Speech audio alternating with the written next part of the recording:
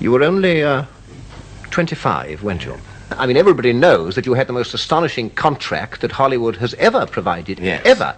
Not financially speaking, in terms of authority and rights. Financially, it wasn't extraordinary in any way at all. It was extraordinary in the control it gave me over my own material. You had total control. Total control, so much so that the rushes, which I perhaps should explain that are the pieces of film that are shown at the end of the day's work, as I'm sure you understand, and are always checked by everybody in the studio, department heads and the bankers and distributors and everything, long before there's a rough cut. But according to the terms of my contract, the rushes couldn't be seen by anyone. And indeed, the film couldn't be seen until it was ready for release. I got that good a contract because I didn't really want to make a film. Well, you better develop that.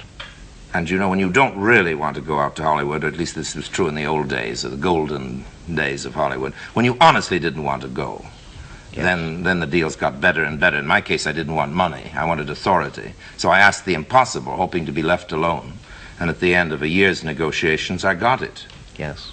Simply because there was no real vocation there. My love for films began only when we started work. What I'd like to know is, where did you get the confidence from to make a film with such... Ignorance. Sheer ignorance. You know, there's no confidence to equal it. It's only when you know something about a profession, I think, that you're timid or careful. How does this ignorance show itself? I thought you could do anything with a camera that the eye could do or the imagination could do.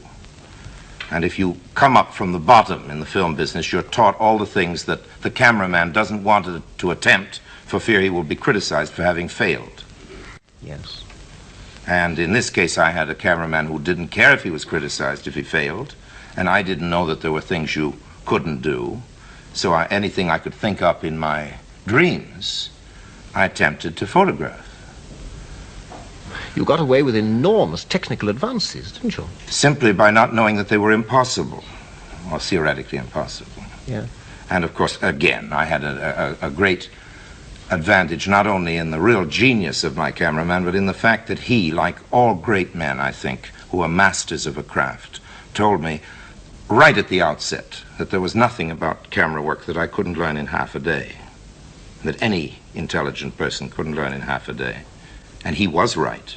It's true of an awful lot of things. Of all, you know, of every, you know, the great mystery that requires 20 years doesn't exist in any field. And certainly not in the camera.